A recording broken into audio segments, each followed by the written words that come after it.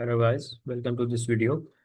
If your Angular application is not loading your images, so then this video is for you. So I will try to resolve your problem in this video.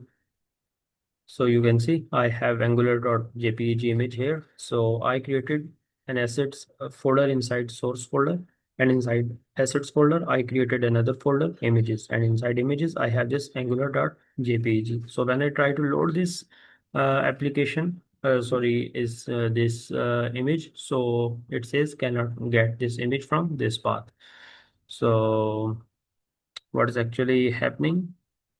If I put this image in here in public, so it can load image from public path. So let's go back to the browser and remove this manually created path, and you will see that it will load the image from public path.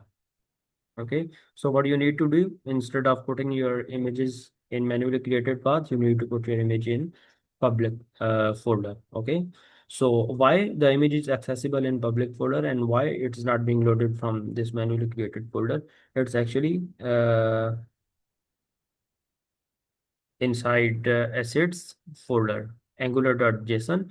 Sorry, in the file that is open here, angular.json. Okay, so inside this asset section you can see that this public path is configured, so that's why it's loading images from this public path.